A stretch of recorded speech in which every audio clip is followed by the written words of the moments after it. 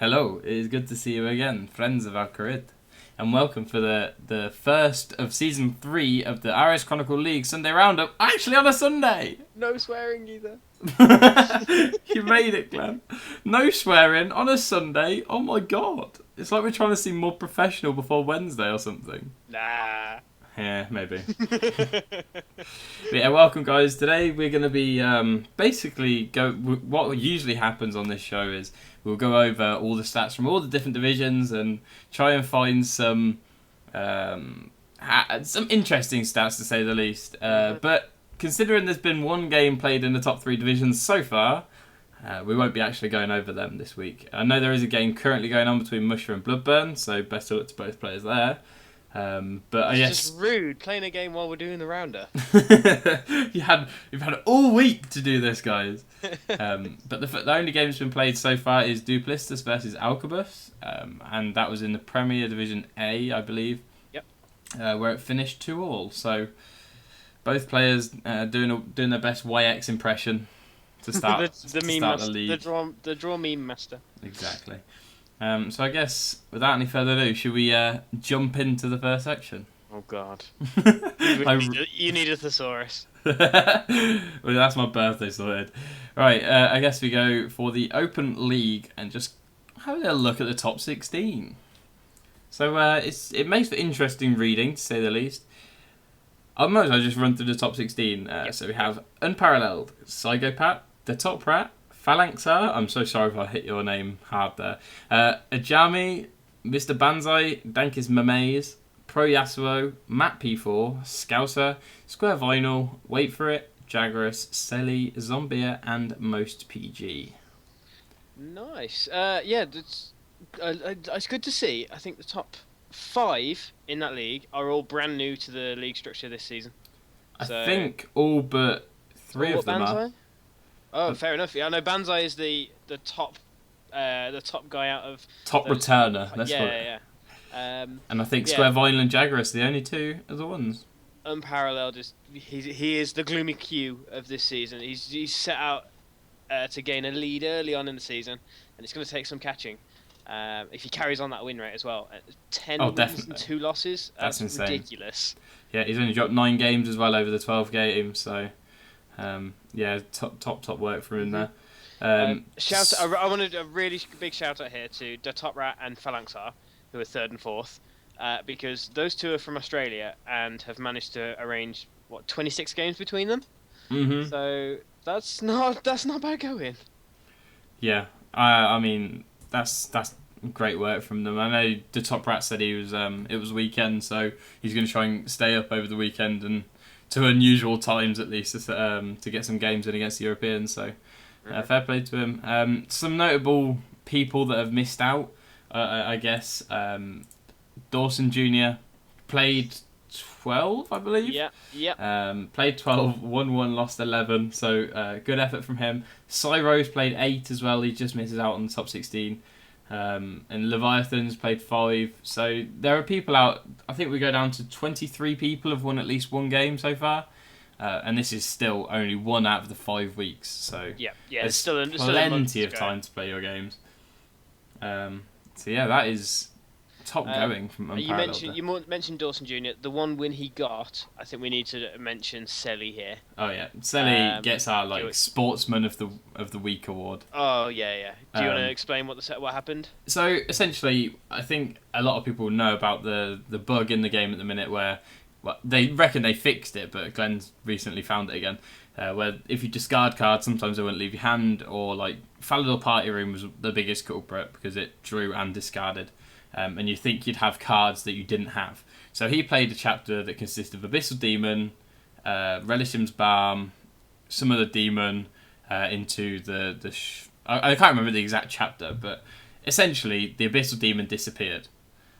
So it wasn't there. He played it, and then when the play actually came up, it wasn't there, and it actually meant he lost the game because of it. Because obviously you can't Relishim's Balm when you're on like 6 AP or whatever. So that didn't work, and then the next strike didn't. He didn't lose the exhaust off it, and it just went horribly wrong. It was just a mess. So Selly actually won that game 2-0, and I found out about the bug, and I said to Selly, essentially, the bug's in the game, so it's up to you. You can either claim the win or you can rematch. Like it's completely up to you. You can claim the win because we all face bugs at times, and it's just what happens. So I gave him the option, and he was willing to replay it. So he started with a 1-0 advantage, obviously, because he won the other game fairly. And Dawson managed to win 2 games in a row after heavily teching against him. It's like, screw your sportsmanship. Completely wrecked him. Win. So, yeah, he won the 2 games, and that was his victory. So, yeah, massive shout out to Selly, because he didn't have to do that. Yeah. And, yeah, so, I mean, I don't really know what else to say about this league other than if the more you play, it looks like the more competitive it's going to get, because it's not easy to get in top 8. Yeah, I was going to say, top 8, 5 wins. There's a lot of people really close to that already. I'm amazed. How many games in total have we managed to get through? 86, I believe. 86 games in a week. I mean, the first season we were blown away by, and that was, I think, 157 games in just over 4 weeks. Yeah. So we're about halfway there already. Yeah, I was going to big thank you and congratulations to everyone who's been part of the open tier so far. You've outdone yourselves getting all these games played, and I know there's more people signing up every day. I know every time I wake up, I've got more messages from people wanting to sign up, and I think we've signed up 3 more today. Yeah, and one of them's been playing a few games as well. So, yeah, I guess we can go in and look into some interesting stats for the top 8. So, if you're an open divisioner and you haven't played some of the top 8 yet, this is your chance to tune in, because basically, we're going to be spoiling all their strategy. Yes. So they're up on the screen now. So you can see each player has their legends below them, the number of games they've played, won, lost, and their win rates with them. And I think it tells a big story that most of these people are 2 legend heroes. Like they only use 2 legends, and that seems to be doing them quite well, especially in paralleled. Being very specialised. They are really making sure they know those decks really well. Rather than trying to spread themselves maybe more thinly over several legends. I know that could be an advantage or a disadvantage. It means you're more flexible if you can play other legends, but you can, if you specialise on 2 legends in particular, you can play them very, very well. Yeah, that's true. I think that the ideal place you'd be in right now, though, is playing 3, because it means you can whip them out in any order, and it's hard to necessarily tech against a certain deck if you don't really know what's coming out of the 3. With there's 2 decks, you can kind of do quite well. Yeah. You can predict. You can put in tech for both the decks if you're coming up against him, and yeah, that's when you'll ruin their deck. So if you play 3 legends, I think that's probably good. Yep. The first stat I want to point out, that Glenn pointed out to me, in the top 8, no one has used Morvran.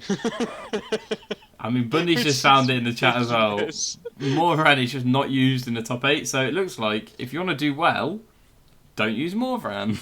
But Morvran hasn't even got the worst win rate in the overall league.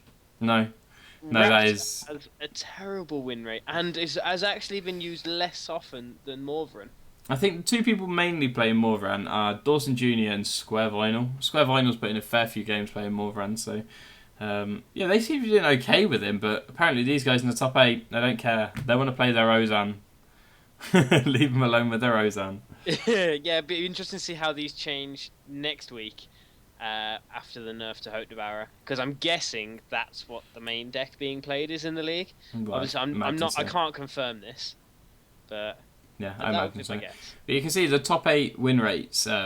Ariane is top, so everyone saying Ariane is dead is so wrong. At least in this tier, that is so Ariane wrong. is still strong enough to hold her own in this competition. So it might not be as obvious anymore with what kind of decks you can run with her, but I still think there's a lot of variety there. You just got to think about building your decks. And if you look at overall, the only other person that's rivaling Ariane, which actually goes ahead, is Linza. I think we know the 2 decks that everyone plays with Linza. Unless people are playing some weird ass hell weapon decks and stuff, it'll be definitely the probably the weapon. I'd imagine is more played than the grief. But yeah, she's got a very high win rate. So yep. Yeah. So if we go into the individual stats, Unparalleled, who is top of the league, he is riding the tits off Linza, 11-3. So it's almost a guaranteed win in every matchup he plays. And then Ozan, he's backing that up with an 11-6 record. So looking at these stats now, anyone who's playing against him, you kind of know what decks he's going to run. So he might be able to help tech against it. Obviously, we can't really work out whether he's Grief or Weapon or Hope Zan or Aggro or even Gold Zan. We don't know. Yeah, it could be anything there. But at least give some people an idea. And then Psychopat, who's in second in the league, he's less dominant with any particular deck. His Linza deck is 10-7, and he's got 50-50 record with his Ozan. He has dabbled with Ariane, Raptor, and Venescular. It looks like it didn't go so well. Because he's played one game with Ariane and Raptor and then thought, actually no. And Venescular probably won one, lost one, and went, yeah, sod that. So the stat for me, though, out of these top 8 is Danker's Meme. So I think he's in the chat at the moment. Yes, he is. His Ariane deck is 8-1. That's phenomenal going. I would love to know what that deck is. It might be the one he posted on Reddit. Maybe it's Aggro Ariane. But I guess he can either spoil it in the chat if he wants, or he can keep his secrets up his sleeve. But yeah, that's if you're 8-1 with a deck, like you've got to find a 1 win out of 2 to win the match. Yeah, exactly. It gives you such a good advantage when you're that good with a deck. We saw it with Bloodburn in the first 2 seasons in the open tier. He loved Ariane. I think he ended up with an 85% win rate over 2 seasons with Ariane. Mm-hmm. And Dankus Memes is following in his footsteps there. Exactly.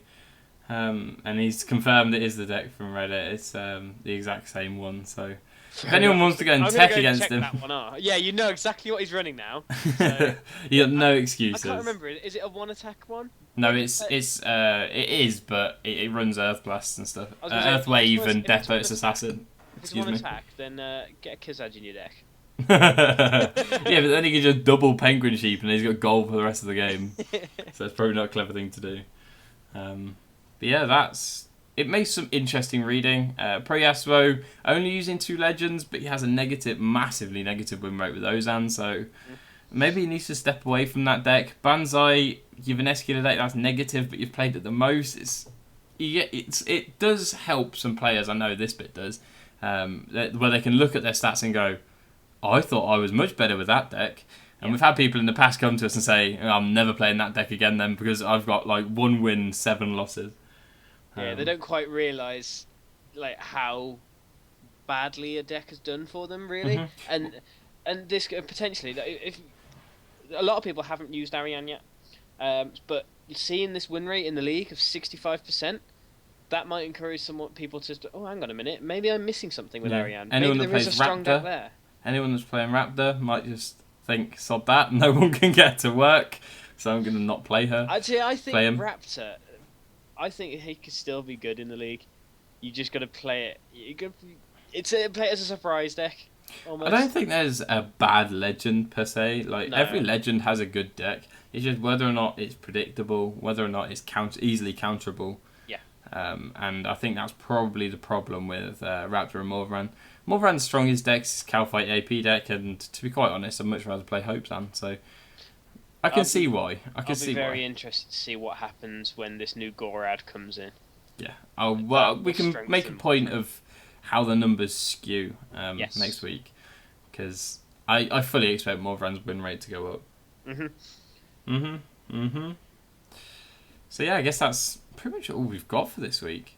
Yeah, it's only a short one. I know there are a number of games going on at the moment, even in the Premier divisions with Musha, like you just said, and I know there's an open league going on with Judge Neo.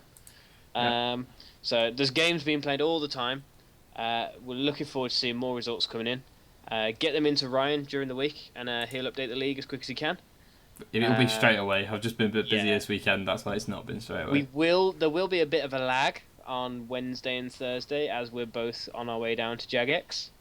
I'll do my best to. Very exciting. Yeah, I'll do my best to keep it updated as we go down, and maybe I can rob a computer there while we're there and just be like, sorry guys, got to update the league. I know they have got a few computers there, so. Well, I don't know. I think they make Chronicle one computer. No, they will just share one. They will gather around it and have their input of 1 key at a time. Yeah, basically send deck results to Ryan because he's unemployed. That sums it up quite well. Yeah, and and definitely keep an eye out for the developer Q&A stream on Wednesday on the RSChronicle channel, because Ryan and myself will be on it. So we'll be hosting it.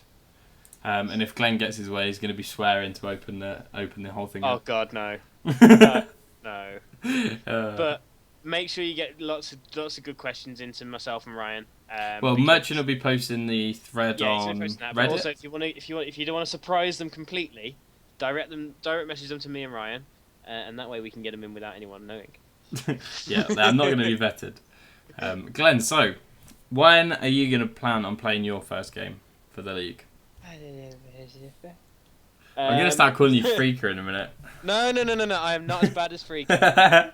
Right. To be fair, I haven't played one either yet, and I was going to do it this weekend, but I think I've got lots of decks ready. I think I have too. So I don't want to play you to start. No. I'm gonna match dodge you for a little bit. Well, you can. You think you're going to get me as last game and just easily to win the league? So no. I'm gonna see if I can arrange one either tomorrow or Tuesday. Yeah, I think I'm going to do the same. We both need to try and get one done before we go to Jagex. Yep, and both lose them, so we look really, like real scrubs. Yep. But to the rest of you in the Premier and the Open Division, Premier and the Elite Division, please get on with some of your games, because we're a week in already and we've had 1 out of 74 games. Yeah, 84 games. I think the one good thing to aim for is, think about it like this: we've got 4 weeks left. Aim for 2 a week, and then if you only get 1 done in a week, it's not the end of the world. Yep. Just don't want it to be stacked in the last week where everyone's playing everyone, and it just gets a bit of a mess, because then one person's not available for a day, and then the end of the season comes, and then can we have an extension? And that's just not acceptable, to be quite honest. So yeah. But so thanks everyone for tuning in, and you'll see us on Wednesday.